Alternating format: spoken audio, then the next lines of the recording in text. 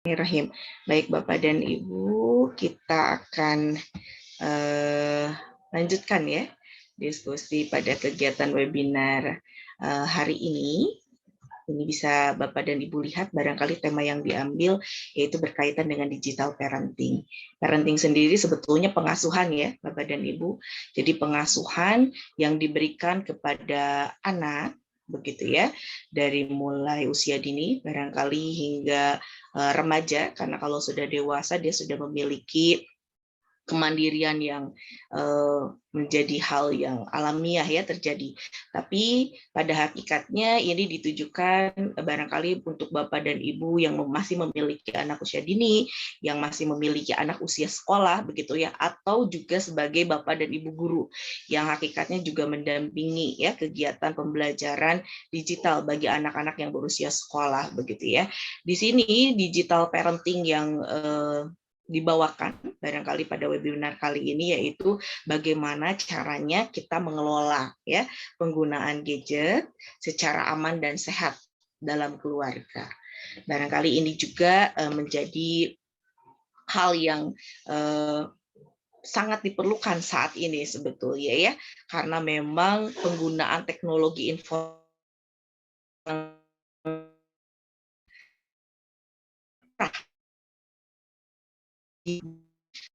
jika orang tua tidak memiliki pemahaman berkaitan dengan digital parenting, anak usia 2 tahun misalnya ya, atau di bawah 2 tahun itu sudah dikasih gadget gitu ya, sudah dikasih gadget, dan itu sebetulnya secara berbagai penelitian empiris atau berbagai pendapat dari para ahli itu hal yang tidak aman sebetulnya ya, kalau anak dikenalkan dari awal sekali begitu ya penggunaan gadget. Kapan kita mengenalkan, berapa lama penggunaan gadgetnya, nanti kita akan bahas ya dalam diskusi kita pada hari ini. Baik, ada pertanyaan dulu barangkali berkaitan dengan kegiatan kita hari ini. Apakah anak di dalam keluarga Bapak dan Ibu atau teman-teman yang ada di sini memiliki perangkat gadget sendiri atau memiliki gadget yang digunakan bersama barangkali ya dengan ayah dan ibu? Barangkali ada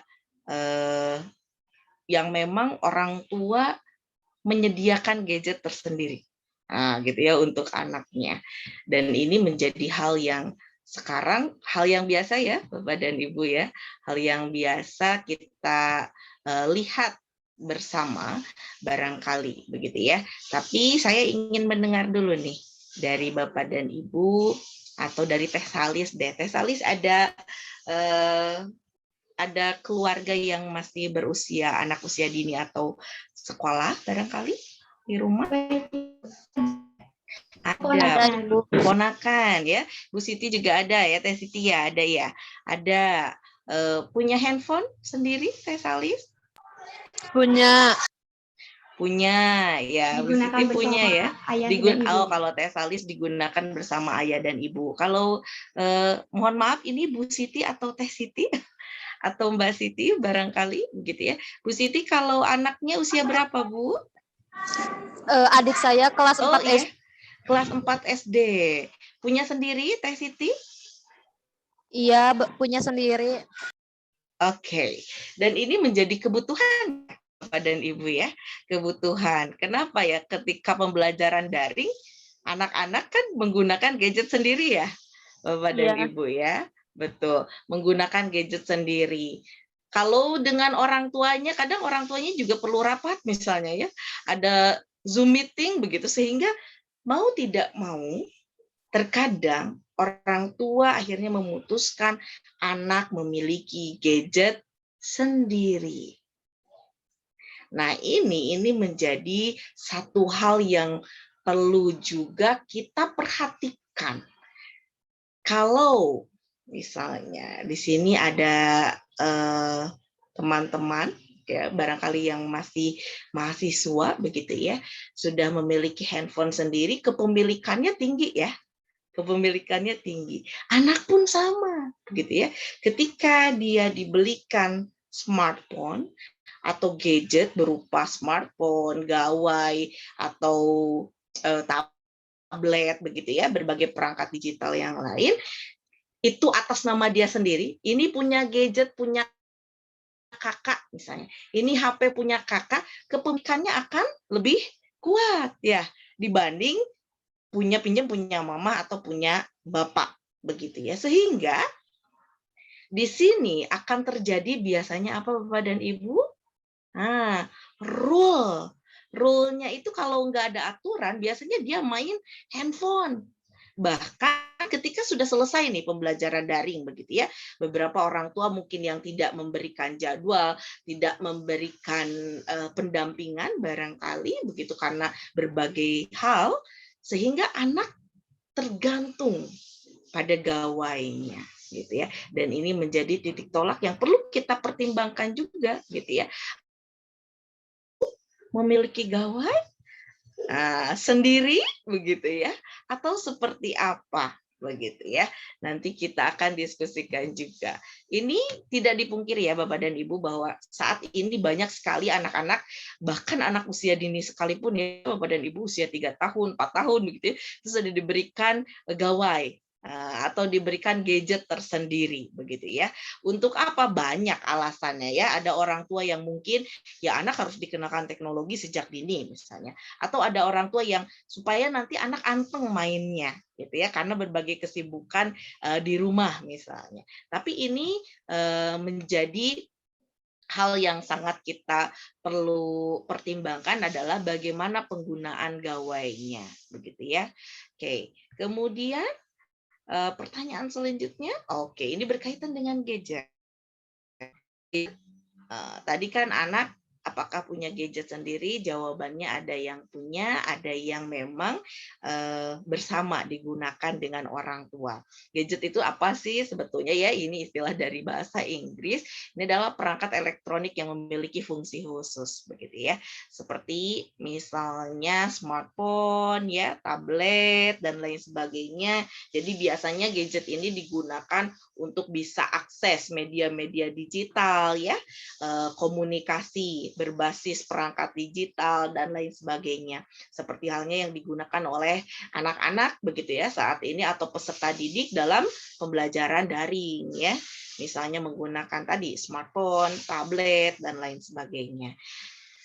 Kemudian Bapak dan Ibu, mengapa sebetulnya anak memerlukan gadget ya atau perangkat digital lainnya?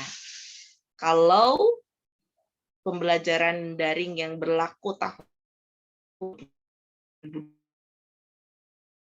karena ada kondisi khusus ya, kondisi khusus di mana peserta didik kita tidak bisa datang ke sekolah begitu ya, sehingga kita perlu komunikasi dan ini menjadi salah satu dampak positif dari teknologi ya, kemajuan teknologi. Jadi memang pembelajaran itu bisa diakses dimanapun dan untuk beberapa media bisa diakses kapanpun begitu ya. Tapi yang paling perlu kita tekankan, gadget ini diperlukan dan kapan, begitu ya, sehingga peserta didik atau anak yang ada di dalam keluarga kita tidak selalu menggunakan gadget, begitu ya. Bangun tidur, siapa nih di sini yang bangun tidur langsung cari handphone? Ada Bapak dan Ibu? Yang bangun tidur langsung pegang handphone ada? Ada. Ada, ya. Ini langsung cari handphonenya. Panik kalau handphone nggak ada. Ya. Apakah pernah dalam satu hari, Bapak dan Ibu saja ya, sebelum ke anak atau teman-teman yang ada di sini, itu satu hari nggak pegang handphone, gimana rasanya? Langsung senyum-senyum ya Bu ya, kita ya langsung senyum ya, bingung kayaknya ya. Bahkan kadang ada beberapa penggunaan smartphone itu untuk hal-hal yang sebetulnya kurang bermanfaat. Misal, kepo ya, lihat status WA orang lain gitu ya. Untuk apa sebetulnya ya? Nah, di sini kita perlu menekankan mengapa kita butuh gadget gitu ya. Sehingga ada dasar.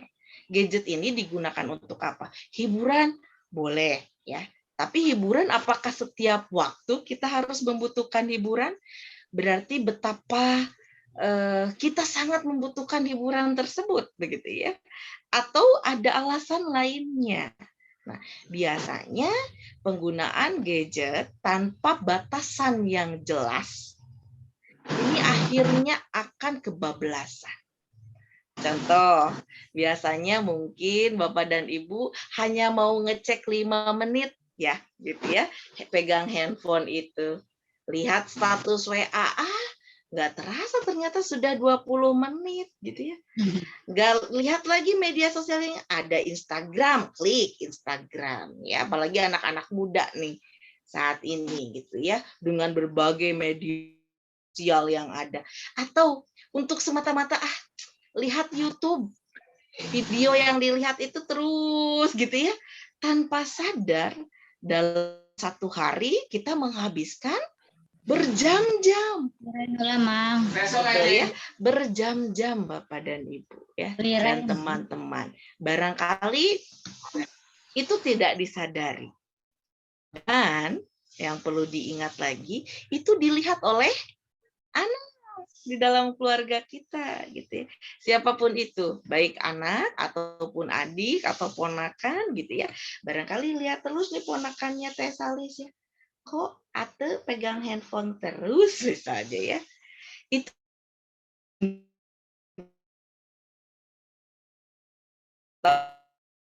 jadi lihat Mama mau pegang HP, ada main HP terus, Mama juga ada proses pemberontakan biasanya ya kalau kita mencontohkan hal tersebut. Sehingga memang perlu jelas mengapa sebetulnya kita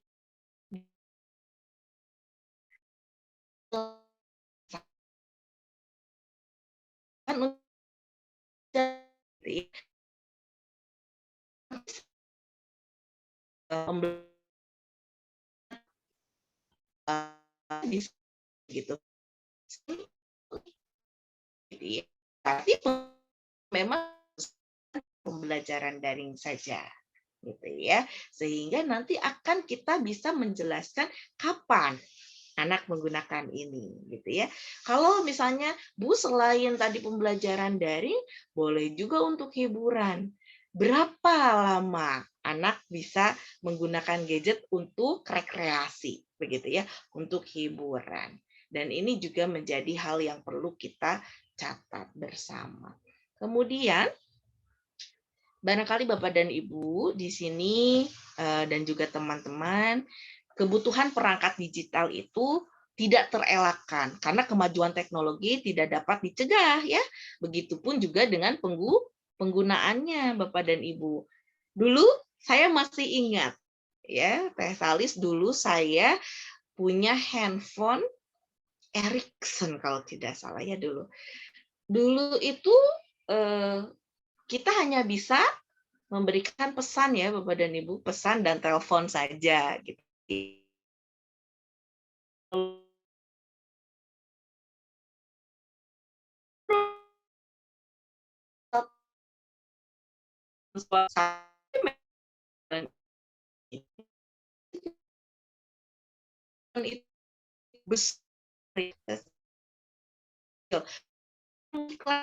Lebih besar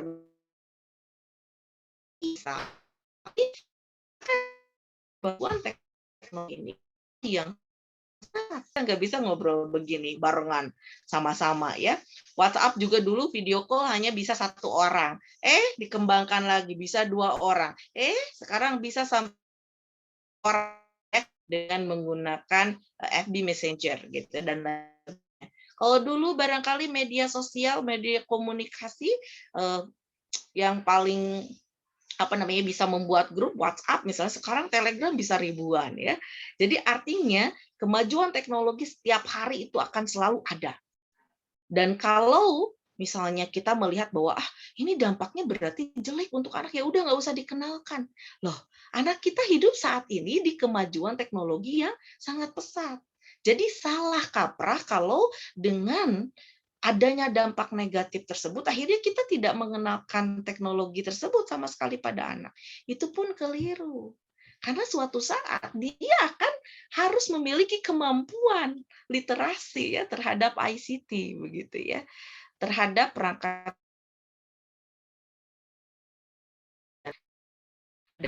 teknologi banyak sekali membantu kehidupan manusia ya. Nanti, kalau saat ini begitu ya, dengan berbagai kemajuan teknologi, kita bisa beli makanan ya langsung. Kita pesan ke restorannya, nanti ada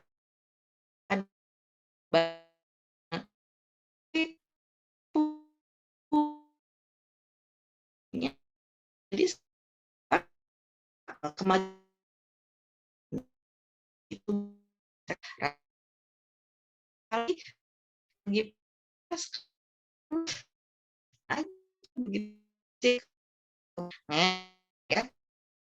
hujan dari adanya dampak negatif ini tentu juga ada dampak mohon maaf, dampak positif, ada juga dampak negatif, sehingga keluarga itu harus bijak dalam menggunakan dan memanfaatkan teknologi, ya. Kemudian, mohon maaf, ini dua kali ya. Pada intinya keluarga harus bijak dalam menggunakan dan memanfaatkan teknologi. Apa saja barangkali dampak negatif yang perlu kita waspadai bersama dan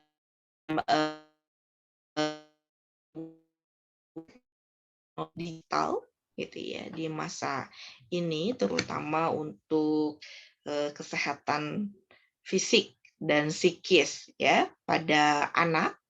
Yang pertama adalah paparan layar ya, radiasi terhadap kesehatan mata. Barangkali Bapak dan Ibu juga kalau sering rapat menggunakan Zoom gitu ya atau video conference, kadang mata kita lelah ya. Mata kita lelah atau keseringan saja lihat YouTube juga mata kita lelah. Dan ini juga menjadi hal yang perlu kita waspadai gitu ya. Karena segala sesuatu yang berlebihan tentunya tidak baik. Kemudian posisi ketika menggunakan gadget juga ini dapat mempengaruhi postur tubuh ya. Ada yang gini terus barangkali nanti akan postur tubuhnya tidak baik begitu.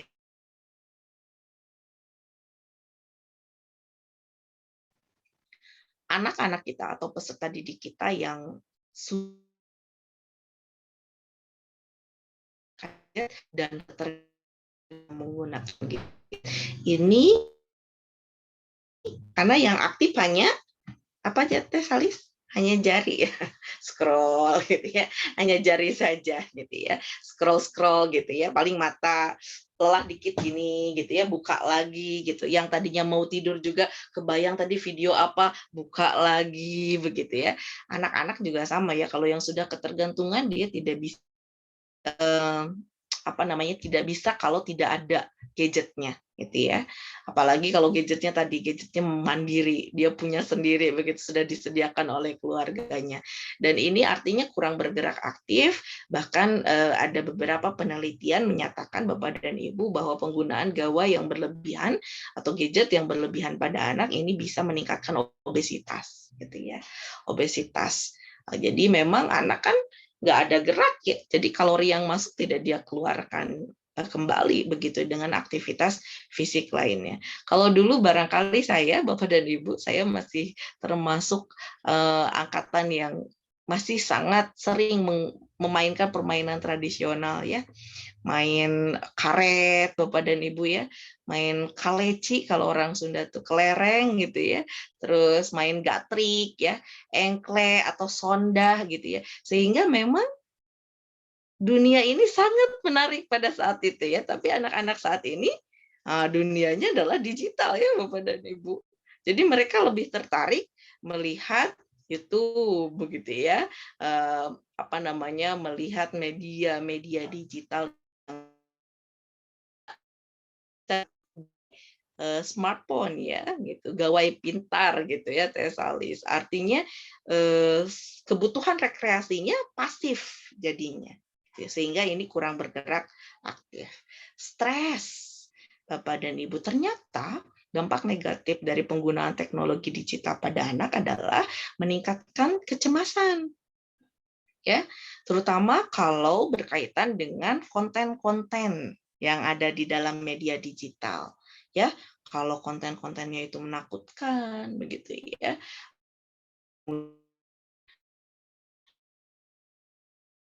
ya sangat bisa mempengaruhi ya tekanan pada anak. Terutama gangguan kecemasan ini akan terjadi juga kalau anak sudah sangat ketergantungan. Jadi kalau satu hari tanpa gawai dia uring-uringan, Bapak dan Ibu ya. Dia uring-uringan menjadi indikasi perlu bantuan ahli dari psikolog ya. Kita cek aja misalnya udah terlanjur nih anak-anak dibelikan gawai oleh kita di rumah begitu. Kita cek dalam satu hari dia berapa jam menggunakan itu begitu ya. Kemudian kita coba simpan gawainya, apa reaksinya?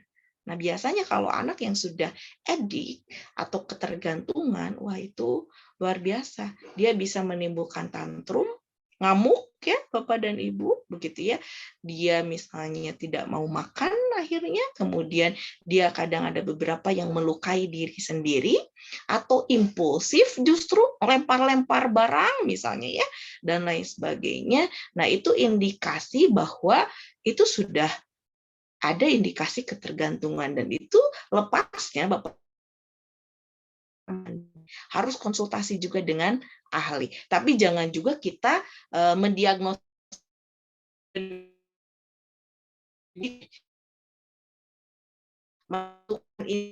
perilaku yang muncul ketika anak dijauhkan misalnya dari smartphone-nya gitu ya. Oh ini, baru kita konsultasi. Siapa yang bisa menjadi ahli? Psikolog ya salah satunya. Ini contoh real ya Bapak dan Ibu. Saya punya kerabat usianya itu 5 tahun. Kerabat saya ini memiliki anak gitu ya. Anaknya usianya itu 5 tahun. Dia sudah ketergantungan bermain permainan atau game online. Ya Bapak dan Ibu, game online kolaboratif artinya yang mainnya bareng dengan tim yang lain begitu ya. Seperti barangkali mohon maaf kalau saya sebutkan merek ya, tapi ini contoh saja seperti Mobile Legends misalnya ya, atau FF begitu ya dan lain sebagainya. Dia sampai pada saat itu saya menginap ya di rumah keluarga ini 2 hari ya. Jadi jam 2 dini hari saya masih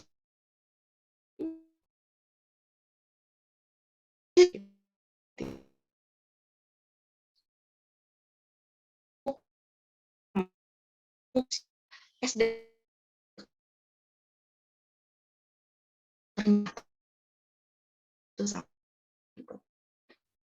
dan mama papa kalau di kamu perubahan perilaku sebagai dampak pesan media digital. Barangkali dulu ya, pun belum ada smartphone, dulu pernah booming pada saat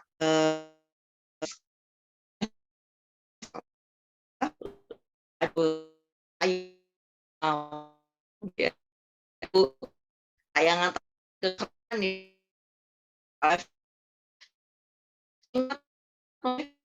di anak-anak dia jadinya ya gitu ya bisa ya aktif video pada ejek, menghina melalui media sosial dan itu menjadi salah satu dampak negatif ya dari perubahan perilaku dari dampak pesan. Oke, kemudian Bapak dan Ibu ini menjadi hal yang perlu kita pertimbangkan sehingga kita perlu mengambil langkah solutif bagaimana caranya mendampingi anak menggunakan sehat. Kita lihat di sini ada berbagai sebetulnya sumber yang bisa Bapak dan Ibu pelajari ya secara mandiri. Ini saya ambil dari UGM gitu ya. Ini informasi digital parenting. Digital parenting, mendidik anak di era digital, kemudian ada kajian dampak penggunaan media sosial bagi anak dan remaja, ya literasi digital keluarga dan lain sebagainya. Barangkali ini nanti saya akan sampaikan tautannya ya Tesalis, sehingga nanti Tesalis bisa share tautan ini begitu ya, sehingga bisa Bapak dan Ibu bisa unduh ya secara gratis buku-buku ini barangkali begitu ya, supaya nanti bisa dibaca dan bisa menguatkan pemahaman kita, karena memang salah satu hal utama dan langkah solutif adalah kita pahami gitu ya. Kita pahami perkembangan digital itu seperti apa, kita pahami literasi digital keluarga itu seperti apa, dan salah satunya ini sudah sangat banyak bahan yang bisa kita pelajari secara mandiri. Selanjutnya kita akan lihat tayangan Bapak dan Ibu, tayangan digital parenting ya. Ini juga sama dari UGM. Saya izin untuk share sound-nya. Salis nanti tolong dicek ya.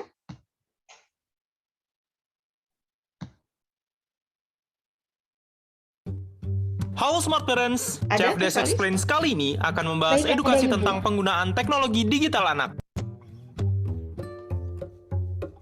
Smart Parents, cara dan pola pengasuhan orang tua sebagai digital migrant terhadap anak sebagai digital natives harus di-upgrade. Jangan sampai kelihayan anak menggunakan teknologi digital mengganggu pola pengasuhan dari orang tua. Smart Parents, sebenarnya tugas orang tua dalam mengasuh anak soal teknologi digital sangat sederhana, yaitu membimbing cara penggunaannya dan mengenalkan konten digital yang dikonsumsi anak. Untuk mengasuh anak di era digital, secara umum Smart Parents perlu melakukan setidaknya 5 hal. Pertama, menambah pengetahuan tentang teknologi digital yang berkembang saat ini, terutama fungsi, fitur, dan cara mengoperasikannya. Kedua, pahami resiko teknologi digital bagi keselamatan anak. Orang tua harus menyadarkan anak tentang resiko dan bahaya di dunia maya, misalnya penipuan, penculikan, cyberbullying, stres, dan sebagainya. Ketiga, memonitor penggunaan teknologi digital, baik terkait dengan aplikasi maupun konten. Pastikan aplikasi yang digunakan anak bermanfaat, dan monitor konten yang dilihat anak seperti riwayat penelusuran, agar tidak memuat konten negatif seperti kekerasan, pornografi, dan penyimpangan sosial. Keempat, Smart Parents juga perlu membuat kesepakatan dengan anak tentang waktu, durasi, dan saat yang tepat untuk menggunakan teknologi digital. Ini akan membantu anak dalam mengatur waktu dan berdisiplin, terutama menyeimbangkan waktu bermain dan belajar, serta menjaganya tetap aktif di dunia nyata. Dengan pemakaian yang positif dan terkontrol, prestasi anak dapat terjaga, bahkan meningkat. Kelima, Smart Parents perlu merancang aktivitas luar ruang yang menarik bagi anak, sehingga dapat mengurangi ketergantungannya pada teknologi. Smart Parents, edukasi teknologi digital bagi anak perlu disesuaikan dengan usia dan perkembangan anak. Pada usia bayi hingga balita, sebaiknya jangan paparkan anak dengan gadget, tapi perkenalkan anak dengan aktivitas fisik untuk mengembangkan kemampuan otak dan motoriknya. Pada usia 3 hingga 7 tahun, gunakan teknologi digital untuk membantu anak belajar, misalnya dengan mengenalkan angka, huruf, atau benda-benda sekitar. Tunda pembuatan akun media sosial bagi si kecil dan juga batasi akses gadget hingga usia anak cukup. Jangan jadikan gadget sebagai alat bantu menenangkan si kecil yang rewel. Dengan begitu, kita dapat mengurangi dan bahkan mencegah paparan konten negatif, gangguan konsentrasi, gangguan perkembangan otak dan fisik, serta gangguan bersosialisasi di dunia nyata. Dan yang pasti, membantu memperkuat interaksi anak dengan orang tua. Di usia 7 hingga 12 tahun, ajak anak berdiskusi tentang hal-hal yang dilihat dan dipahaminya dari dunia digital. Jangan hanya menyuruh atau melarang anak, tapi juga jelaskan mengapa suatu konten boleh atau dilarang untuk dilihat, agar anak mengerti bagaimana menyikapi konten digital di masa depan. Selain itu, gunakan teknologi digital sebagai sarana merangsang dan memfasilitasi kreativitas anak. Pada usia remaja, ingatkan risiko dan bahaya berbagi informasi pribadi seperti data diri, foto, alamat rumah, dan password tanpa seizin orang tua. Selain itu, bimbing anak untuk berperilaku dan berkomunikasi di dunia maya dengan baik dan sopan. Smart Parents juga selayaknya memberikan edukasi mengenai bagaimana mendapatkan, mengolah, dan menyebarkan informasi di dunia maya supaya anak terhindar dan tidak menyebarkan provokasi, hoax, ataupun konten negatif lainnya. Dorong anak untuk menggunakan teknologi digital sebagai media untuk mengeksplorasi minat bakatnya, meningkatkan kreativitas, mengasah daya nalar dan kritis, serta mendorong produktivitas anak, misalnya dengan melatih anak untuk menulis blog atau mengunggah konten kreatif lain. Sekian seri CFDS Explains kali ini, semoga bermanfaat bagi keluarga, khususnya si buah hati ya Smart Parents. Sampai ketemu di seri CFDS Explains berikutnya, jangan lupa subscribe dan tonton video-video kami yang lain. Sampai jumpa!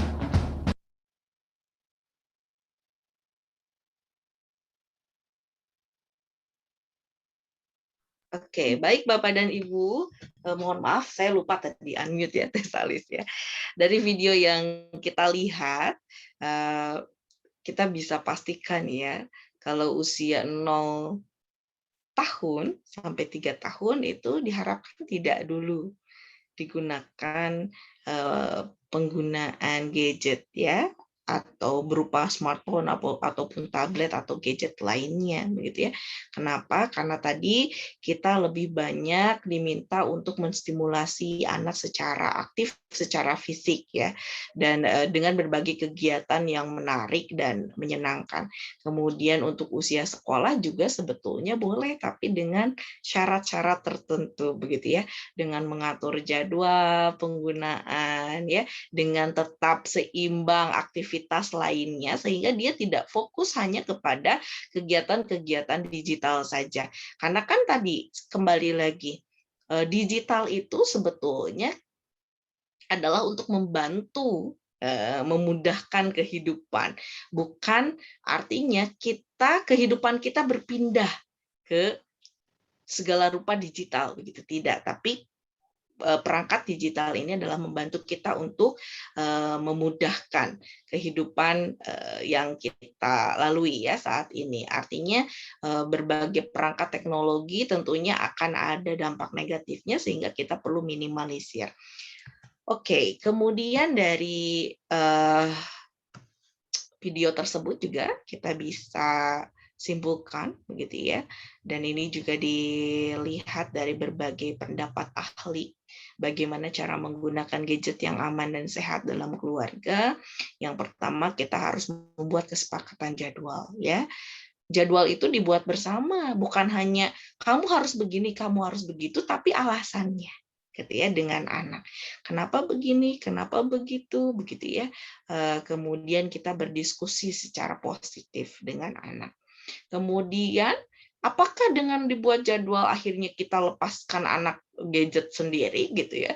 Tidak juga ya Bapak dan Ibu gitu, dan juga teman-teman itu perlu didampingi. Didampingi anak selama menggunakan gadget tadi, bukan sebagai pengganti kalau anak lagi rewel akhirnya kita kasih gadget begitu ya, bukan. Tapi kita betul-betul punya tujuan. Tadi kembali lagi ke pertanyaan kedua, kenapa gitu anak menggunakan ini? Kalau jawabannya adalah untuk belajar daring, gitu. Yang kedua adalah untuk hiburan, berarti kita nanti alokasikan belajar daring berapa lama, memudahkan gawai berapa lama, hiburan berapa lama, begitu ya.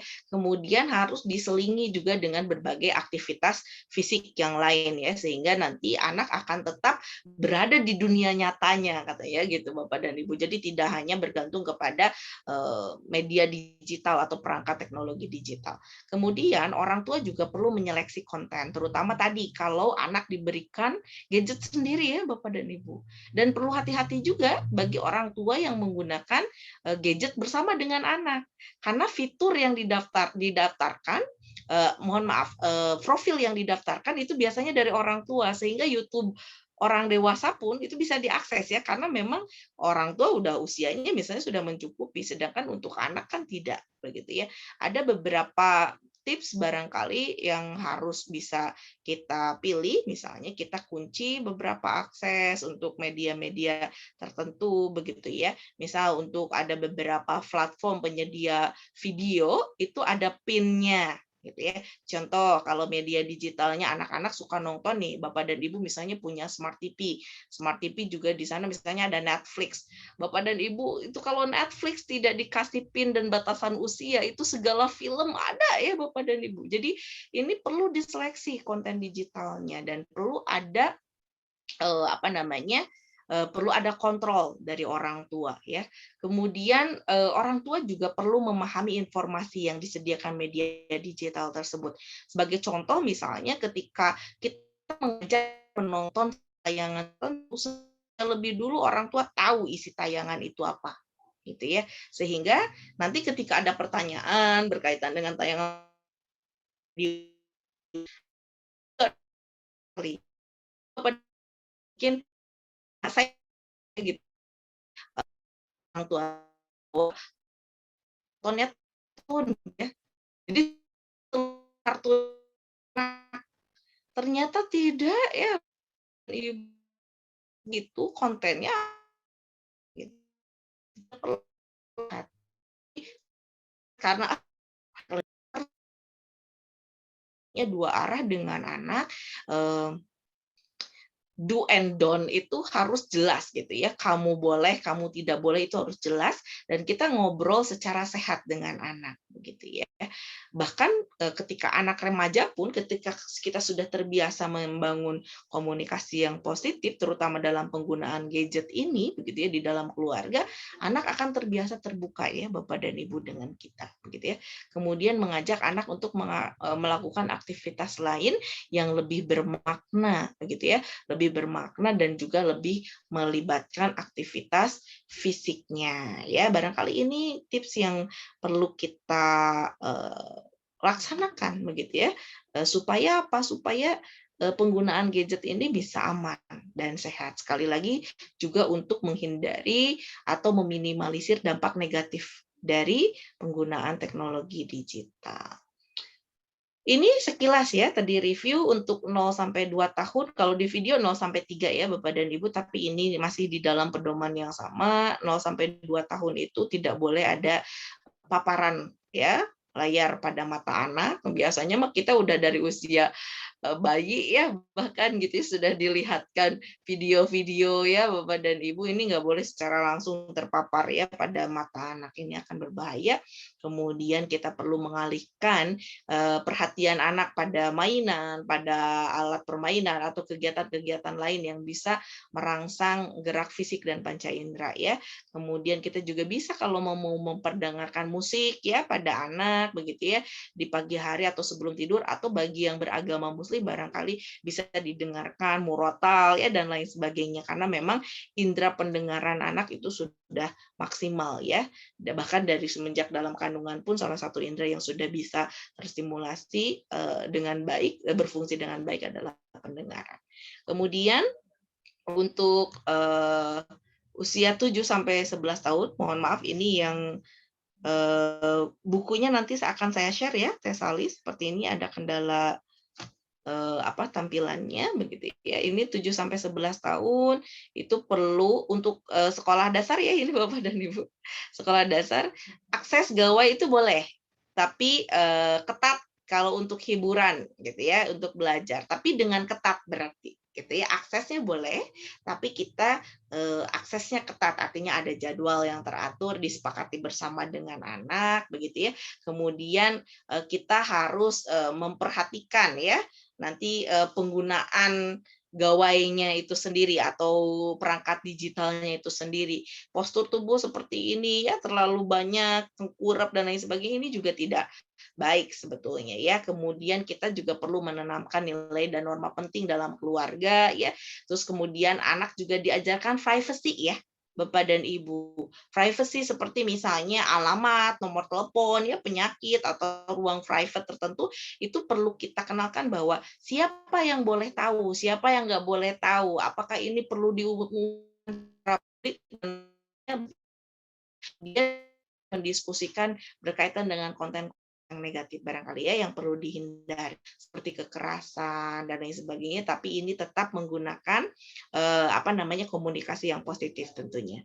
Kemudian belajar merawat gawai dengan membersihkan, mengisi baterai, menyimpan di tempat aman, apalagi kalau tadi sudah mandiri dimiliki oleh anak gitu ya. Jadi ajarkan anak untuk bertanggung jawab. Kemudian mengarahkan anak-anak untuk mempelajari hal-hal yang produktif ya. Misalnya bagaimana kalau dia mau mengolah gambar ya, mengolah kata begitu ya, ketika dia mendapatkan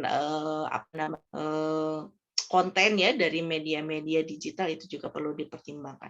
Barangkali juga Tesalis pernah tahu ya kalau di YouTube Kids atau berbagai konten untuk anak biasanya kolom komentarnya dinonaktifkan, betul ya? Atau misalnya anak yang memproduksi konten untuk anak lainnya itu komentarnya dinonaktifkan. Kenapa? Karena tadi salah satu dampak negatif dari perangkat teknologi ini, perangkat teknologinya sudah maju, tapi tidak dibarengi dengan kemajuan berpikir dan kemajuan atau kemajuan berpikir, sikap dan juga adab, sehingga memang kadang akhirnya ada bully ya atau perundungan secara digital. Bahkan ini naik pesat ya Bapak dan Ibu, kasus-kasus cyberbully itu naik pesat begitu ya. Entah itu ujaran kebencian melalui media sosial dan lain sebagainya, dan itu menjadi hal yang perlu kita diskusikan, terutama anak sekolah dasar ini kan menjelang remaja ya Bapak dan Ibu, dan ini juga perlu kita berikan dan komunikasikan secara baik.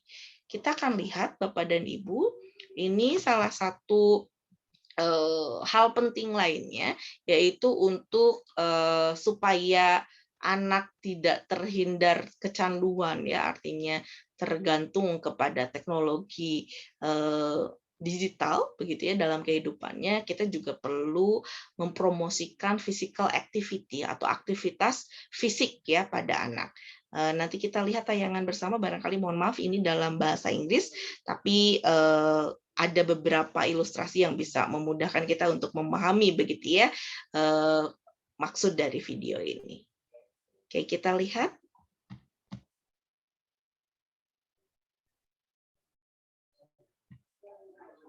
Healthy Living Series, Physical Activity for Young Children. Baik, sudah Ibu. What is the difference between exercise and physical activity? Exercise is a kind of physical activity. It is planned, sustained, and also requires certain skills. On the other hand, produced by our muscles that results in energy expenditure. It includes daily activities of different types and intensity levels.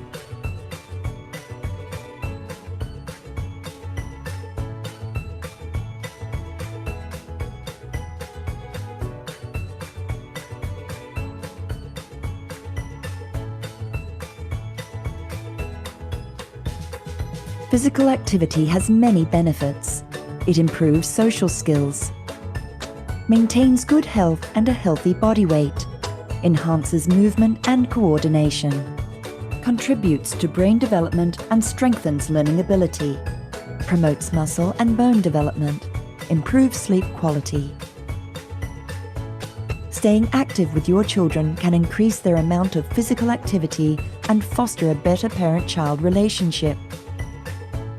How much physical activity do young children need every day?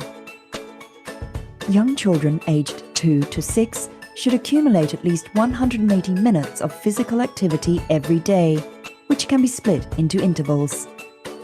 How can young children achieve the goal of engaging in physical activity for 180 minutes every day?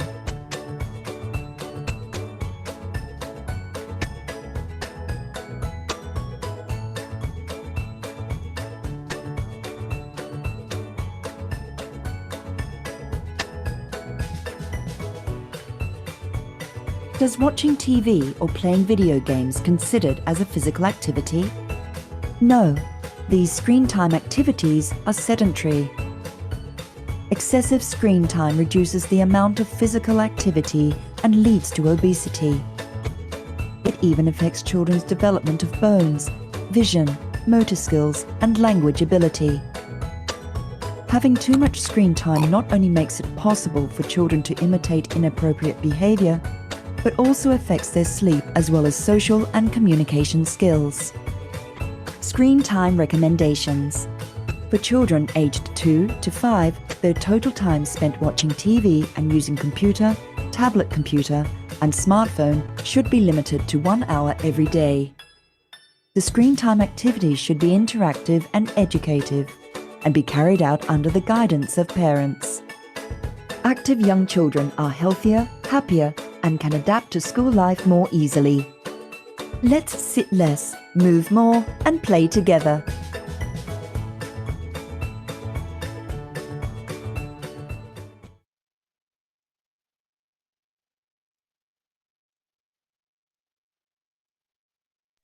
Mohon maaf, Ibu masih di mute.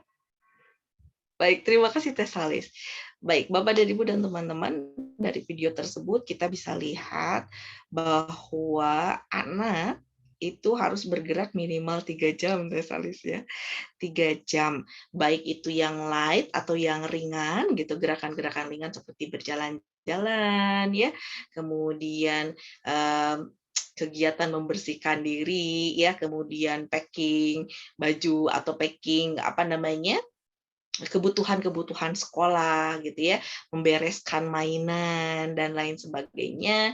Kemudian bisa juga dikombinasikan dengan kegiatan-kegiatan yang moderat atau yang medium gitu ya.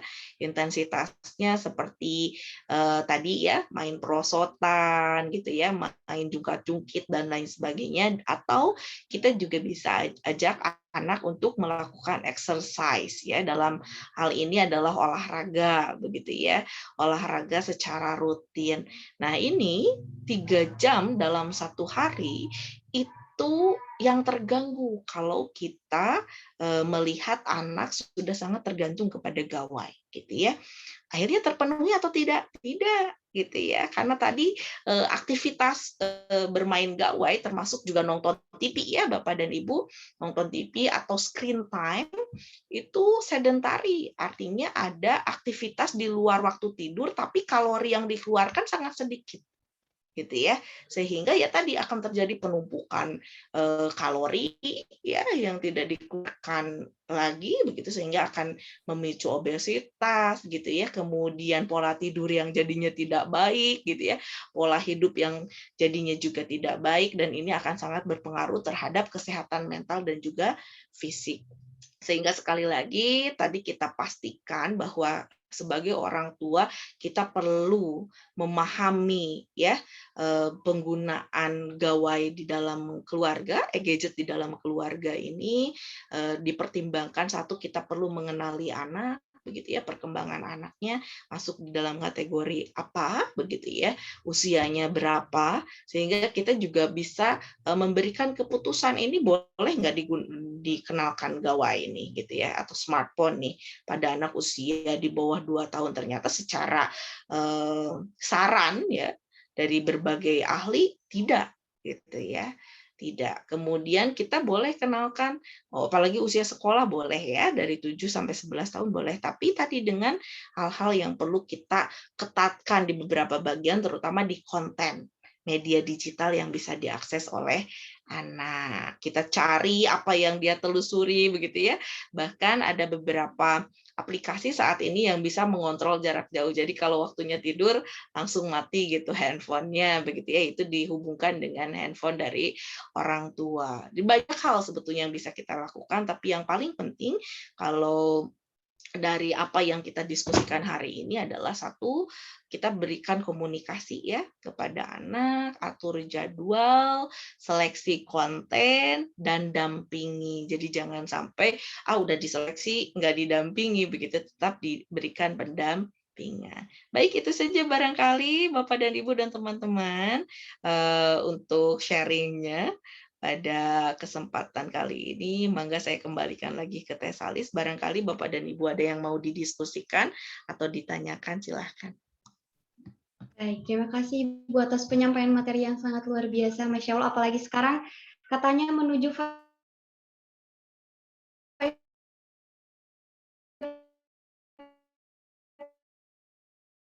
atau diskusi, barangkali kita akan juga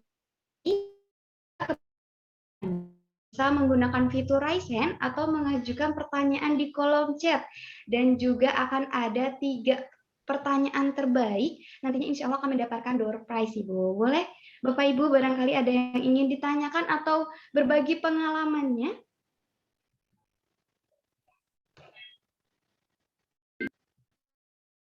Teh Kori.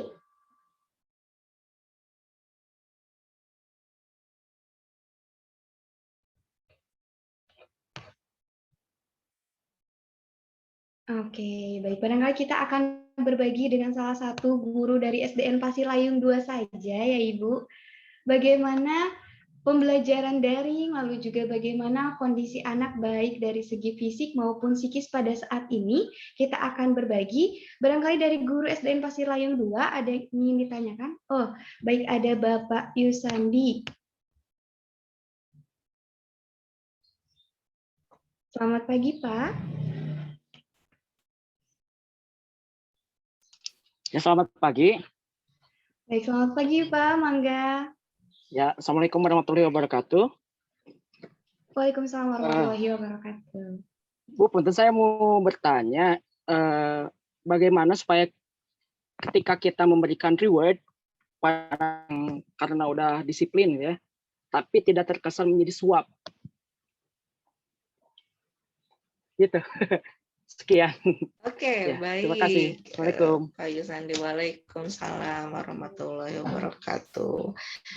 Reward tapi tidak tersesat menjadi suap ya, Pak Yus ya.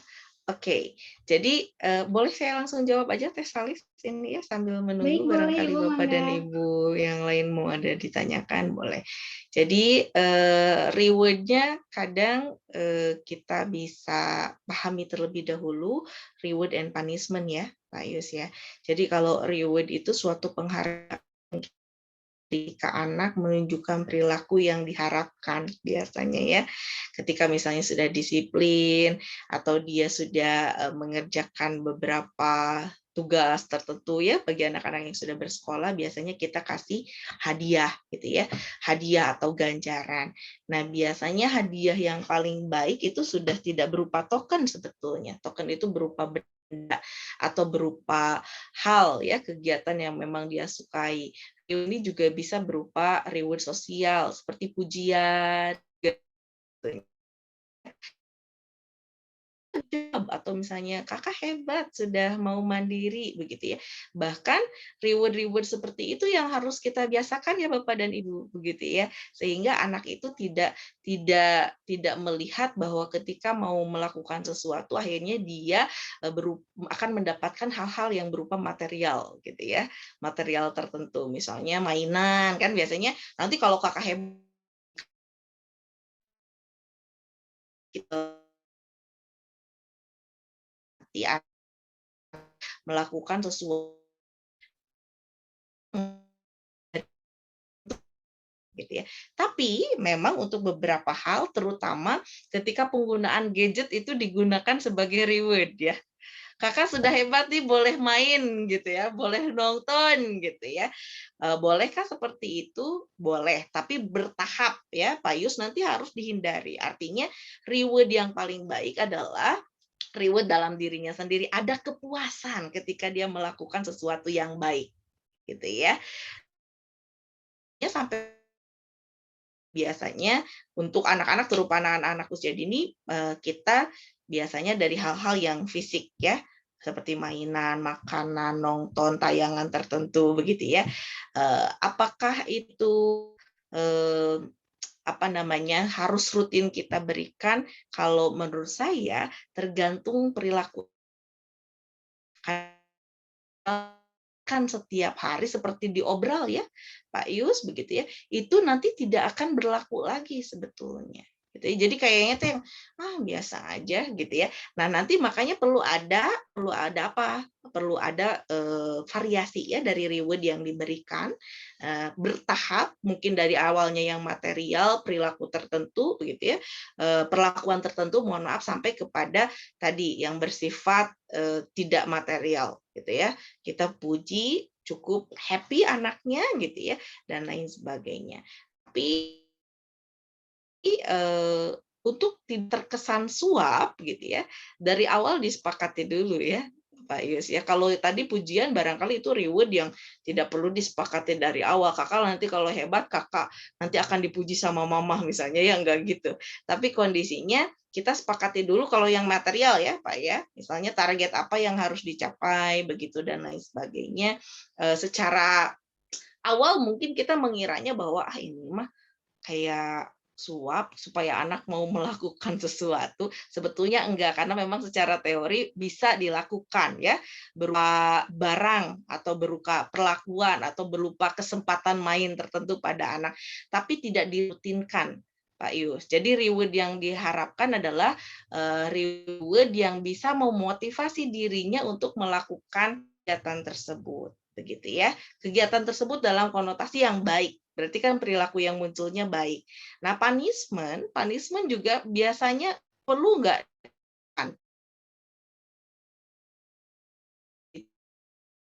bahwa punishment itu tidak boleh dilakukan. Tapi ada yang dilakukan adalah punishment yang membuat anak trauma.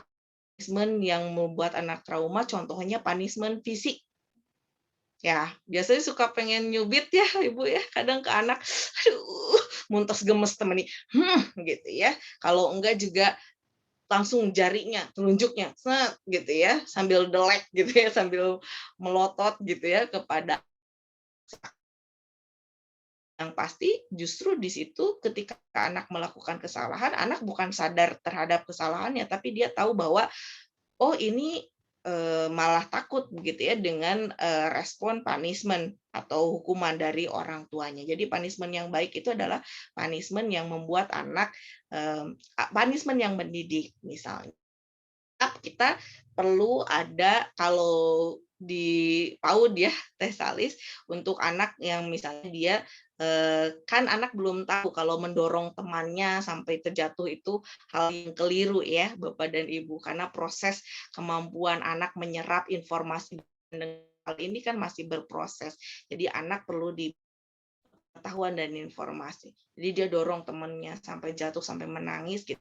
Lalu misalnya kita tarik, kita berikan penjelasan. Jadi punishment di sini biasanya boleh misalnya kita tadi mengurangi waktu nonton, bisa saja sebetulnya ya. Jadi itu menjadi punishment tersendiri. Tapi kembali lagi ya gitu, kembali lagi yang paling penting adalah di pembiasaan. Jangan sampai juga kita memberikan punishment yang seperti diobral karena itu tidak akan mempan lagi gitu ya.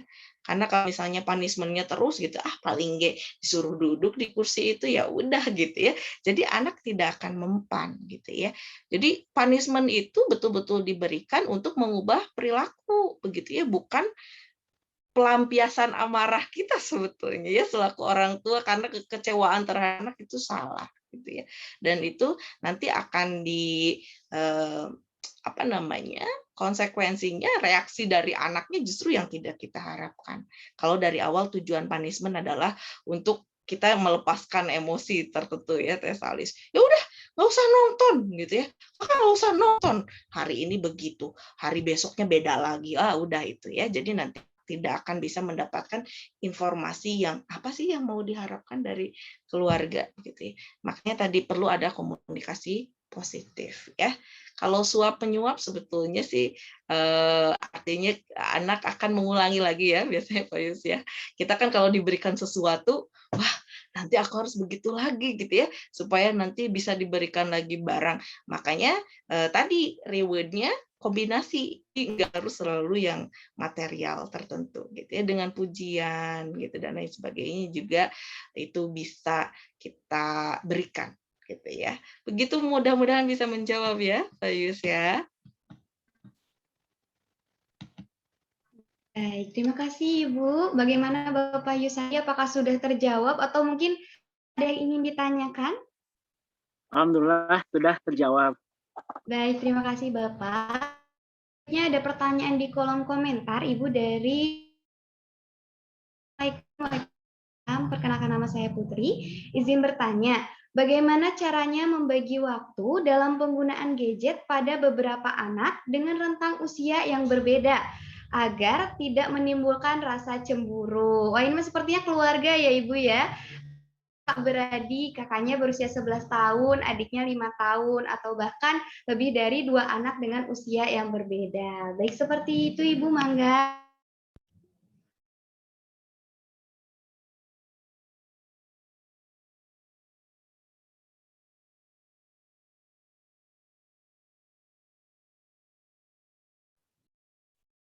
Baik, mohon maaf ini Teh Salis barusan agak nge-lag ya. Saya cari-cari Zoom-nya. Oke, baik. Teh Putri, begitu ya. Di dalam satu keluarga kadang kita terdiri dari beberapa anak dengan rentang, ini ada yang 5 tahun, ada yang 11 tahun. Bagaimana cara memberikan kesempatan ya, membagi waktu dalam penggunaan gadget pada beberapa anak dengan rentang kan sesuai tentunya Teh Putri ya. Artinya begini, ketika anak usia 5 tahun itu harus lebih banyak aktivitas fisik yang lain begitu, dan waktu penggunaannya pun untuk usia 5 tahun itu tidak disarankan lebih dari 2 jam gitu ya. 1 jam itu sudah sangat banyak begitu. Beda dengan kebutuhan anak udah sekolah dasar tentunya. Karena ketika mungkin kan di Teh Salis saja ketika ngajar kemarin berapa jam Teh Salis kalau di SD? Sampai jam 12, Ibu. Ya, jadi panjang ya waktunya. Dan pasti penggunaan gadgetnya pun jauh lebih panjang. Bagaimana caranya? Satu tadi, bangun komunikasi yang positif ya Teh Putri. Jadi kondisinya kita sampaikan gitu ya, kalau kakak akan menggunakan waktu gadgetnya dari jam sekian sampai jam sekian. Terutama kalau gadgetnya satu ya. Kakak main terus gadget, adek nggak boleh, misalnya yang 5 tahun begitu ya. Nah, bagaimana caranya supaya yang 5 tahun tidak cemburu, begitu yang 11 tahun ngobrol bersama. Gitu ya. Kakak kan sekolah dari pukul sekian sampai pukul sekian. Itu pasti digunakan handphone atau smartphone-nya oleh kakak untuk sekolah. Nanti ada waktu digunakan bersama. Tapi supaya yang 5 tahun ini juga tidak ngelihat terus kakaknya lagi main handphone, berikan aktivitas yang lain gitu ya. Berikan aktivitas Teh Putri begitu. Tapi pada intinya komunikasi ini yang harus dibangun ya. Dari mulai jadwal itu bukan hanya jadwal untuk satu anak kan, dalam keluarga semua anak gitu ya, terutama tadi kalau smartphone atau gadgetnya satu untuk semua. Itu satu untuk semua, tentunya kita harus membagi jadwal kapan tadi didasarkan kepada tujuan. Kalau untuk pembelajaran daring dibutuhkan oleh siapa? Oleh kakak. Kakak dari jam berapa sampai jam berapa? Misalnya yang usia 11 tahun ya. Kemudian untuk hiburannya dari jam berapa sampai jam berapa? Apakah hiburan ini bisa digunakan bersama-sama dengan adiknya atau tidak, ya tentunya kontennya pun akan berbeda ya. Untuk usia 5 tahun pasti konten-konten yang dipilih adalah untuk usia 5 tahun. Kita jadwalkan adik dari jam berapa ke jam berapa. Ketika itu dibiasakan tidak akan terjadi kecemburuan. Sekalipun mungkin akan terjadi hal-hal yang kok kakak main HP terus, adik enggak di sekolah waktunya. Jadi ketika hiburan itu diberikan jadwal yang adil begitu ya. Artinya adil itu tidak harus sama waktunya ya, Teh Putri gitu ya. Tentunya sesuai dengan tahapan perkembangan anak. Bagaimana cara mengalihkan anak supaya tidak cemburu? Tadi berikan aktivitas lain yang lebih menarik. Di rumah saya ya, ada keponakan saya ya. Jadi yang 9 tahun dia sudah bisa mengakses berbagai media tertentu untuk usia 9 tahun. Adanya nggak bisa. Tapi adanya suka gini-gini nih, Teh Salis lihat gitu ya, 4 tahun. Ngekor terus ke kakaknya gitu ya. Gimana caranya? Akhirnya diajak ngobrol gitu ya. Kakak sedang belajar dulu, nanti ada waktunya main bersama dengan kakak begitu ya. Ada waktunya juga adek boleh akses video ya sesuai dengan usia adek, kakak dikasih penjelasan juga kan, berbagi gitu ya. Tapi waktunya tidak sama tentunya. Semakin kecil usianya, screen time semakin sedikit. Jadi memang perlu dilakukan kegiatan yang lain. Barangkali itu Teh Putri. Baik, terima kasih Ibu. Bagaimana Teh Putri, apakah sudah terjawab?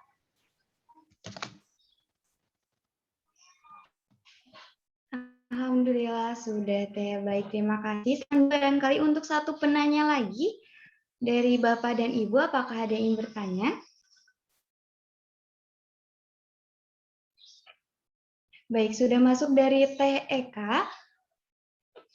Baik, tidak apa-apa Teh. Izin bertanya, ketika pembelajaran secara daring di PAUD memang masih ada kurang dan lebihnya, termasuk untuk pendidik dalam hal penilaian segala aspek perkembangannya. Mungkin ada beberapa aspek perkembangan yang agak sulit dilakukan jika pembelajaran online. Bagaimana solusinya atau tipsnya dari Ibu untuk pendidik dalam mengembangkan segala aspek perkembangan meskipun pembelajaran dilakukan secara online seperti itu Ibu, penilaian kita tidak tahu dikerjakan oleh anaknya atau orang tuanya ya Bu ya. Mangga Ibu. Oke, baik. Terima kasih Eka. Ini barangkali menjadi problem bersama ya Bapak dan Ibu, bukan hanya di lembaga PAUD tapi juga untuk di sekolah dasar, sekalipun untuk sekolah dasar sebetulnya anak sudah jauh lebih mandiri ya dibanding yang memang ada batasan untuk beberapa materi atau pembelajaran tertentu begitu ya, sehingga aspek-aspek perkembangan anak untuk beberapa hal itu tidak bisa terstimulasi secara optimal. Solusinya apa sebetulnya? Kerjasama dengan orang tua. Tapi ini juga menjadi polemik tersendiri ya, Teh Salis, karena kondisinya pelibatan orang tua di dalam pembelajaran ini masih minim, gitu ya. Sehingga terbukti pelajaran daring kan banyak orang tua yang berkeluh kesah begitu ya, sulit sekali mendidik anak di rumah begitu ya. Ingin segera-segera luring aja lah dititipin sama Bu Dede sama Bu Supiati gitu ya, anak-anak ini udah lumayan gerah di rumah begitu ya. Dengan segala kesibukan dan kali ada yang bekerja juga di rumah dan lain sebagainya. Kondisinya bagaimana solusinya? Satu, memang kita fokus kepada apa yang mau dikembangkan pada anak secara bermakna ya TEK. Artinya di dalam dari kementerian pun, dari Mas Menteri begitu ya, yang bisa dikenalkan dalam pembelajaran daring adalah life skill gitu ya, keterampilan hidup begitu ya. Jadi bukan hanya semata-mata materi pelajaran. Kalau di SD barangkali hanya matematika saja dan lain sebagainya, tidak, tapi lebih kepada life skill-nya juga gitu ya. Kemudian yang kedua, fokus kalau untuk perkembangan anak usia dini, fokusnya kepada 2021 ini, aspek satu hilang ya, TK. Saya belum informasikan juga barangkali ke teman-teman yang di PAUD, bahwa sudah menjadi 5 aspek perkembangan. Jadi seninya itu masuk ke seluruh aspek, begitu ya, di PP 57 tahun 2021. Nah ini, fokus ke yang 5 itu kepada hal-hal yang bermakna TK. Jadi memang tidak akan seluruhnya bisa kita capai ya dengan segala keterbatasan yang ada saat ini, tapi fokus kepada hal-hal yang krusial perlu dicapai oleh anak sebagai tugas perkembangannya. Untuk tugas perkembangan anak sekolah dasar apa saja berarti itu menjadi prioritas utama begitu ya pada anak. Dan tadi sekali lagi bahwa dari edaran kementerian dan memang itu juga menjadi tonggak dalam tujuan pendidikan yang harus diberikan kepada peserta didik adalah bukan hanya konsep knowledge-nya saja ya Bapak dan Ibu, tapi juga psikomotor, keterampilannya gitu ya. Keterampilan. Kenapa diajarkan matematika? Ya, supaya dia bisa menjalani kehidupan terutama berkaitan dengan bidang-bidang matematis tertentu begitu kan, seperti jual beli. Itu kan ada konsep matematika di sana. Tapi keterampilan itu juga yang harus dikuatkan. Ketika di rumah gitu online, ini ada beberapa hal yang perlu dijadikan catatan begitu ya, perlu dijadikan catatan terutama untuk yang PAUD gitu, karena pertanyaannya TK tentang PAUD begitu. Satu, fokus kepada aktivitas fisik Teh. Jadi Zoom-nya itu jangan lama-lama gitu ya dengan anak usia dini gitu ya Bu. Zoom biasanya di sekolah 4 jam, dikasihnya 4 jam gitu. Tuh gimana screen time untuk anak usia dini itu kan hanya 1-2 jam begitu ya. 1 jam maksimal gitu. Jadi morning call nanti dikasih aktivitas fisik yang bermakna begitu ya. Dan kegiatan-kegiatan yang bisa mengembangkan seluruh aspek perkembangan, misalnya membantu kegiatan memasak di dapur itu menjadi hal yang luar biasa sebetulnya. Ada konsep matematikanya bagaimana di mengakar ya, menakar, mengukur, menimbang, dan lain sebagainya. Untuk fisik motoriknya mungkin memegang benda pipih, begitu ya. Untuk bahasanya berkomunikasi berkaitan dengan benda-benda yang ada di dapur, dengan orang tua. Tapi sekali lagi itu tidak akan bisa terlaksana dengan baik kalau tidak ada koordinasi dengan orang tua. Karena kalau anak usia dini itu masih belum mandiri seutuhnya, sehingga perlu ada pendampingan dari orang tua. Untuk sekolah dasar, ini jadi problem biasanya kalau kita berikan penilaian, yang mengerjakan tugas-tugas kadang itu adalah orang tua ya, Ibu. Ini jadi problem juga. Karena apa? Karena tadi ini sebetulnya salah satu dampak dari penggunaan gadget ya, Bapak dan Ibu. Jadi anak tergantung asik hiburannya gitu ya. Jadi ketika ada penugasan, dia nggak bisa menyelesaikan itu, tapi orang tua kan nggak mungkin ya membiarkan tugasnya itu tidak dikerjakan, akhirnya dikerjakan oleh orang tua. Itu double salahnya sebetulnya, itu double salahnya ya. Satu, mengajarkan ketidakjujuran pada anak sebetulnya. Jadi sebagai orang tua itu perlu ada ketegasan. Misalnya ketika ada tugas, kita mendampingi anak begitu ya dalam mengerjakan tugas tersebut begitu ya. Ketika tidak bisa, kita berikan bantuan gitu. Bantuan bukan memberitahu seutuhnya gitu ya. Bantuan untuk menyelesaikan problem atau tugas yang memang dia miliki ya pada saat itu. Kemudian yang kedua, sebagai guru barangkali itu perlu bijaksana dalam memberikan tugas juga gitu ya Bapak dan Ibu. Jadi tugas itu orang tua, kemarin saya melakukan komunikasi dengan beberapa orang tua anak sekolah dasar ya Bapak dan Ibu, di dalam proses pengabdian mengeluhkannya adalah tugasnya seueur pisan gitu. Jadi ibu dan bapak di rumah itu belajar lagi ya. Misalnya dikasih matematika tuh deh ini teh tos hilap deh katanya Bu Dede itu gimana gitu ya, cara mengerjakan itu jadi beban gitu ya, belum lagi dengan kesibukan yang ada akhirnya terus we kerjakeun heula gitu, yang penting mah beres gitu ya, oleh yang penting anak aman gitu ya, kita sejahtera katanya gitu ya, nggak ada beban gitu ya. Tapi kondisinya itu hal yang keliru. Jadi guru juga perlu bijaksana dalam memberikan tugas, berikan tugasnya yang bermakna gitu ya. Seperti misalnya yang disarankan itu adalah kegiatan-kegiatan yang bisa dilakukan keseharian di rumah. Misalnya ketika dalam pembelajaran biologi bagaimana merawat tanaman, itu kan life skill ya Bapak dan Ibu begitu ya. Untuk PLH juga itu sama ya, pendidikan lingkungan hidup. Misalnya bagaimana nanti membantu Mama dan Bapak misalnya memisahkan antara sampah organik dan anorganik di rumah. Paper test gitu ya. Bahkan Bapak dan Ibu kalau untuk di Finlandia tugas tugas-tugas yang ada di rumah gitu ya, homework itu adalah yang dilakukan di rumah. Dan tugas tes secara murni itu baru 16 sampai 18 tahun tes Salis. Jadi mereka nggak ada tes gitu ya. Kalau di kita kan banyak tes, tugas gitu dan lain sebagainya, terutama kalau untuk anak usia dini saya pikir berikan kegiatan-kegiatan yang bermakna ya TK. Jadi jangan sampai kita memaksakan anak untuk selalu pasif gitu ya, terutama menggunakan perangkat digital, tapi juga aktivitas fisik yang lain. Boleh misalnya bagaimana membantu membersihkan kamar tidur sendiri gitu ya, untuk anak-anak usia dini itu boleh dilakukan dari awal. Baik, itu barangkali Teh Salis. Ada pertanyaan lagi ya ini ya? Terima kasih Ibu. Ini sebagai penutup mungkin Ibu ada dari Teh Hairun, permasalahan yang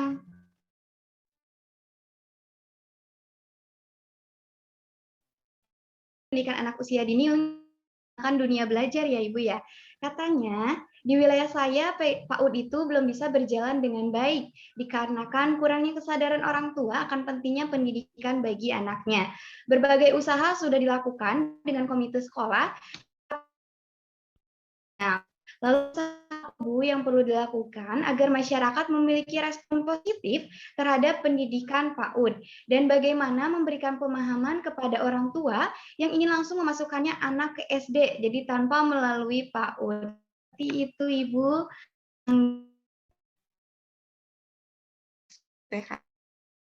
ini berkaitan dengan kesadaran tentang PAUD ya, Teh Hairun ya. Ini memang di Indonesia sendiri kebijakan PAUD itu bukan sekolah wajib gitu ya, bukan sekolah wajib sebelum masuk ke SD. Dan anak usia dini ini sudah diinformasikan dan disosialisasikan ya secara besar-besaran begitu berkaitan dengan pentingnya PAUD begitu ya bagi anak gitu ya dan hal yang bisa Khairun menyampaikan bahwa sudah ada upaya dari komite ya supaya diberikan misalnya pemahaman begitu kepada orang tua begitu ya yang mau memasukkan anaknya ke SD sebaiknya masuk dulu ke PAUD misalnya dan lain sebagainya itu perlu ada upaya nyata juga dari pemberdayaan dari pihak penyelenggara desa ya dari perangkat desa dan lain sebagainya dan kebijakan sedang digalakan ya Teh Hairun ya bahwa artinya pentingnya pendidikan anak usia dini menjadi salah satu prioritas juga di kementerian begitu ya di Kementerian Pendidikan dan Kebudayaan. Tapi perlu diingat juga Teh Hairun sebetulnya PAUD di sini itu bukan hanya PAUD formal yang diselenggarakan oleh layanan lembaga. Ketika ada di ruang lingkup ada PAUD informal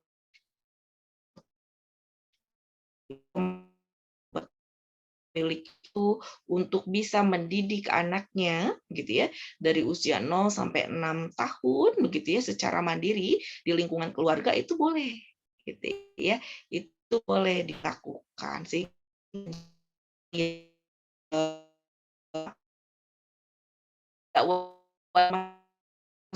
tahu jadinya begitu ya tapi dengan syarat PAUD informal ini akan sangat baik dilakukan ketika orang tua memiliki pemahaman yang optimal tentang perkembangan anak gitu ya. Bagaimana caranya? Tadi promosi betul begitu ya dan sekarang memang sedang digalakkan ya Teh Hairun ya dan ini menjadi permasalahan bersama tapi perlu diingat juga bahwa tujuan utama dari PAUD itu apa begitu ya. Tujuan utama dari PAUD itu apa dan ruang lingkupnya sebetulnya boleh orang tua kalau misalnya dia tidak bekerja, misalnya di rumah begitu ya, full time untuk anak-anak usia dini yang ada di dalam keluarga. Ya, karena kalau di luar pun ada namanya family center gitu ya. Jadi memang pihak-pihak keluarga itu yang diberikan penguatan supaya dia bisa memberikan pendidikan yang layak untuk anak di rumah. Tapi kondisinya untuk satuan PAUD sendiri sekarang kalau misalnya banyak orang tua lain yang tidak memiliki pemahaman, dia tidak mendidik di rumah, tapi juga dia tidak mendidik anak di rumah, tapi juga tidak menyekolahkan atau tidak memasukkan anak ke lembaga PAUD, sehingga ada beberapa aspek perkembangan yang kurang optimal. Barangkali ini juga menjadi tugas bersama. Kalau hanya sekali misalnya parentingnya itu tidak cukup ya Teh Hairun ya. Berkali-kali pun juga tidak cukup kalau misalnya kita tidak ada tindakan nyata. Artinya satu harus ada kerjasama trisentra pendidikan, artinya bukan hanya pihak sekolah, keluarga, tapi juga masyarakat. Jadi pihak perangkat desa perlu kita diajak kolaborasi begitu ya supaya bisa meningkatkan kesadaran. Dan yang paling penting adalah upaya kita juga Teh Hairun juga bisa mengajak gitu ya, memberikan pemahaman kesadaran kepada orang tua dengan cara apa? Tadi gunakan media digitalnya untuk sebagai informasi ya, sosialisasi kepada orang tua begitu ya. Sekalipun mungkin seutuhnya tidak bisa diterima dengan sama persepsi setiap orang tua bisa berbeda. Tapi sekali lagi tadi saya ingin meluruskan bahwa PAUD itu boleh dilakukan di dalam keluarga ya. Ada namanya informal. Jadi orang tua boleh melakukan pendidikan pada anak di rumah selama tadi standar yang digunakan juga sama begitu ya.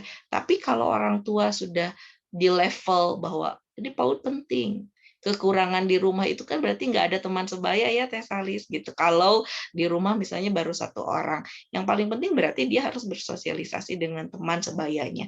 Makanya tetap membutuhkan lembaga ya atau satuan pendidikan yang lain. Dan di kita sayangnya di kita belum ada taman ramah anak ya Bapak dan Ibu. Karena kalau di Australia misalnya itu taman-taman itu banyak ya Teh Salis begitu ya. Itu anak bisa diakses, bisa main bersama dengan teman-temannya. Kalau di kita tamannya susah begitu ya.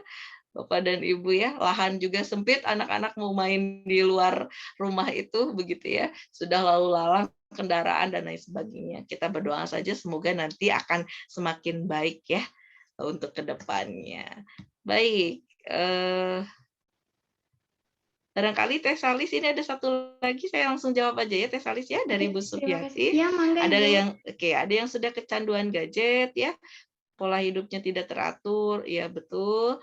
Siang hari tidur, lupa makan, untuk pelajaran sekolah pun tidak peduli ya. Orang tua sampai menangis dan datang ke sekolah. Pendekatan kepada anaknya, oke.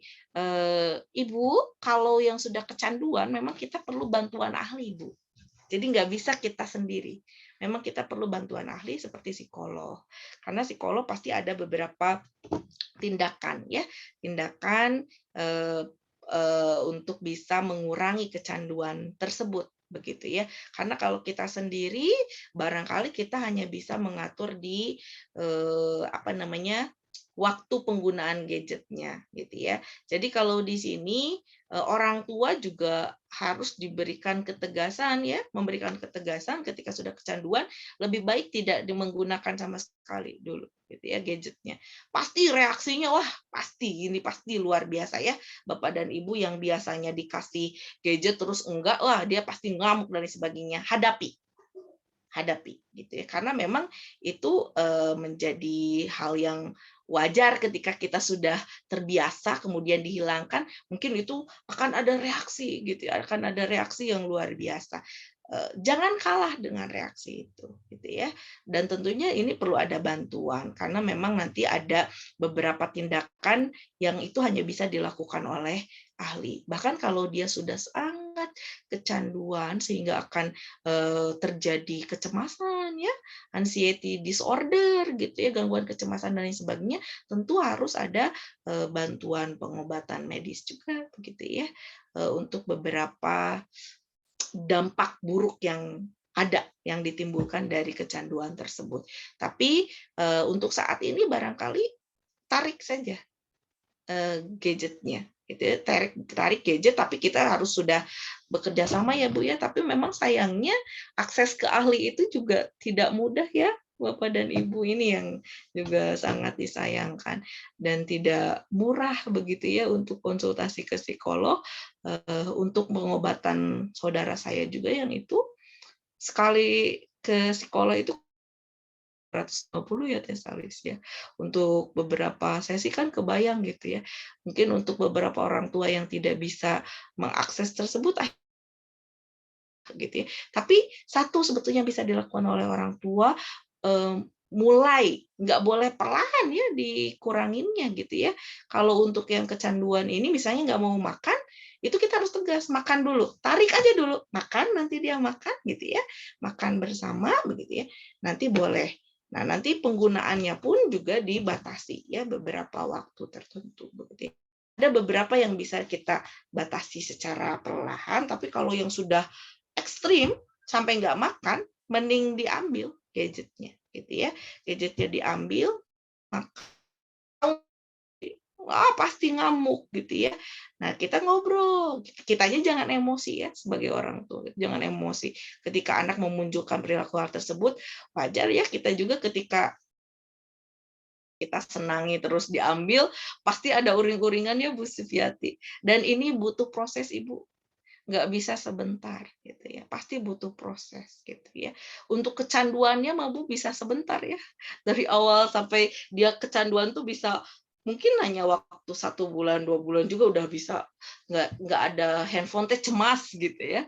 Tapi kalau mengeluarkan dari lingkaran itunya, kecanduannya itu sangat sulit gitu ya.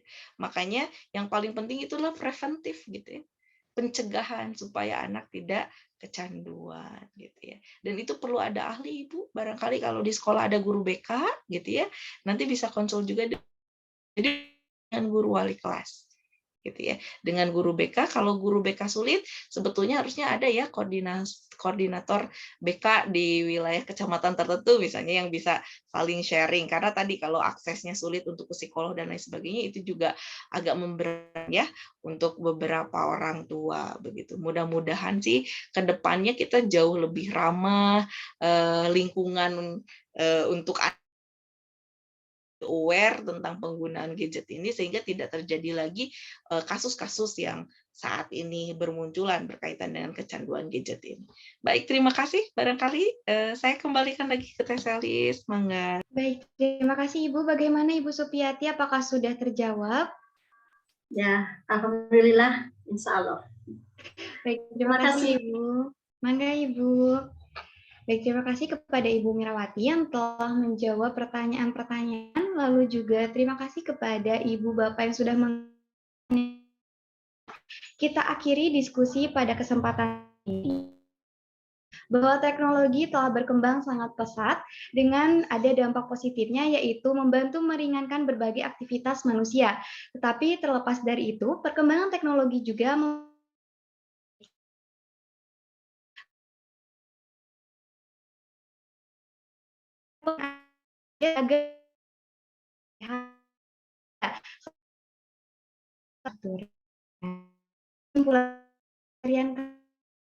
terima kasih kepada Ibu Mirawati atas sharing lalu juga pemateri yang sangat luar biasa. Saya selaku moderator pada kesempatan kali ini bila terdapat saya akhiri. Terima kasih. Wassalamualaikum warahmatullahi wabarakatuh. Kembali kepada Kang Rizky selaku MC. Terima kasih kepada Tesalis selaku moderator hari ini. Acara selanjutnya yaitu kita lanjut ke foto bersama dulu ya sebelum pembagian door prize kepada Kak Akang Teteh, Bapak Ibu semuanya diharapkan untuk on cam dulu terlebih dahulu.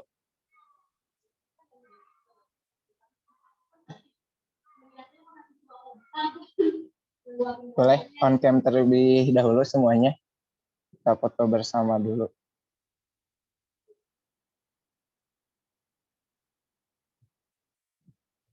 Boleh Teh, kita hitung ya bareng-bareng. Bentar. 1, 2, 3.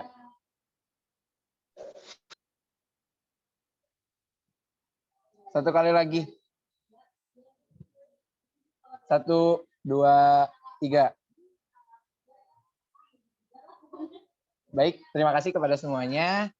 Untuk selanjutnya diingatkan kepada peserta webinar kali ini untuk mengisi absensi, yang mana absensi ini akan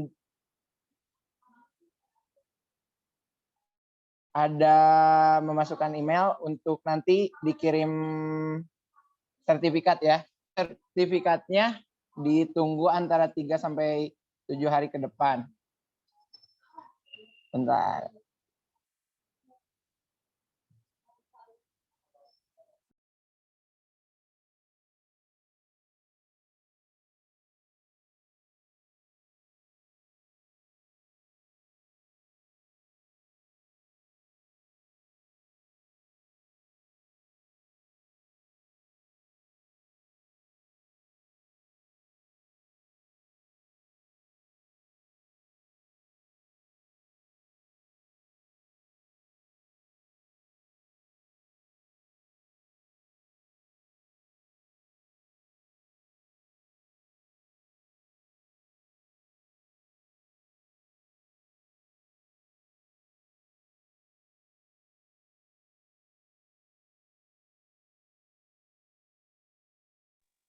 Boleh kepada para peserta untuk mengisi absen terlebih dahulu. Dan jangan lupa untuk memasukkan email yang benar. karena sertifikat akan dikirim kepada email peserta ya.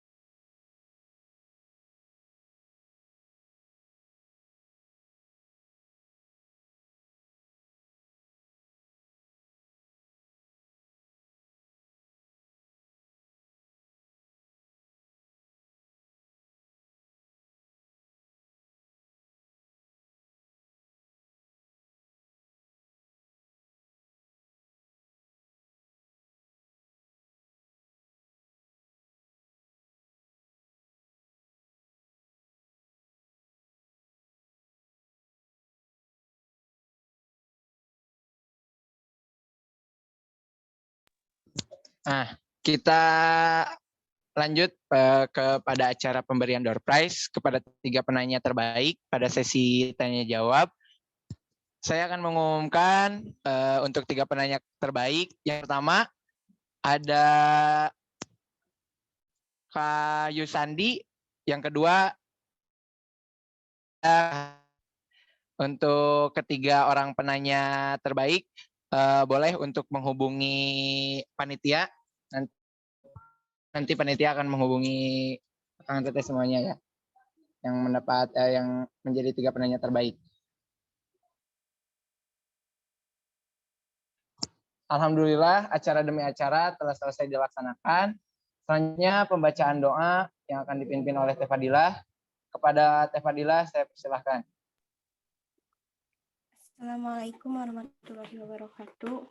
Alhamdulillahirabbil alamin wassalatu wassalamu ala asrofil anbiya'i wal mursalin wa ala alihi wa sahbihi ajma'in amma ba'du. Ya Allah, Tuhan yang Maha Penyayang, hanya rahmat dan kasih-Mu sehingga segala aktivitas kami dalam acara ini berjalan lancar. Amin. Ya Allah, kami berkumpul dalam pertemuan ini memanjatkan puji syukur kepadamu sekaligus menutup kegiatan kami. Ya Allah, berkahilah segala aktivitas kami dan jadikanlah kegiatan yang telah kami ikuti sebagai amal ibadah di sisi-Mu. Tetapkanlah rahmat kasih sayang-Mu kepada kami. Dan jadikanlah pertemuan ini sebagai pertemuan yang Engkau ridhoi. Allahumma la sahla illa ja'alahu sahlan. Ya Allah, mudahkanlah segala urusan kami karena tidak ada yang mudah kecuali Engkau mudahkan. Allahumma abwaaba khair wa abwaaba barakah wa abwaaba na'mah wa abwaaba rizki wa abwaaba quwwah wa abwaaba sihhati wa abwaaba salamah bi rahmatika ya arhamar rahimin. Ya Allah, bukakanlah atas kami pintu kebaikan, pintu berkah, pintu rahmat, pintu kekuatan, pintu rizki, pintu kesehatan, dan pintu keselamatan. Karena hanya Engkau-lah yang Maha Pengasih lagi Maha Penyayang. Allahumma inna a'udzubika minal hammi wal huzni wal a'udzubika minal azzi wal kasal.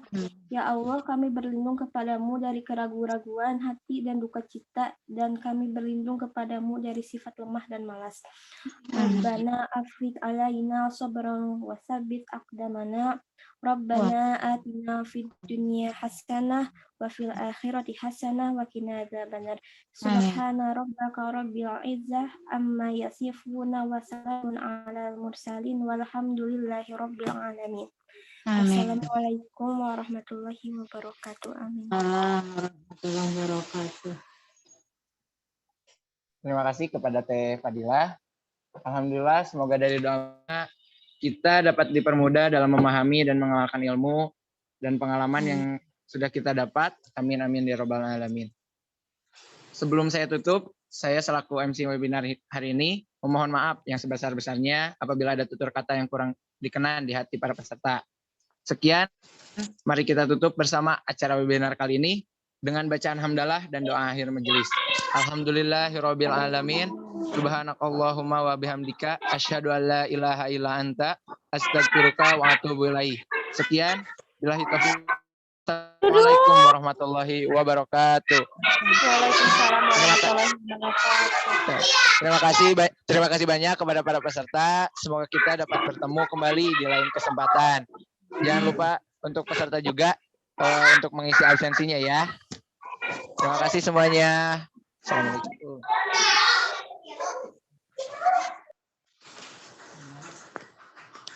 Absen kumaha ya teh. Menaklukkan ragu, beranikan diri, kan ku kejar mimpi, kan ku terbang tinggi.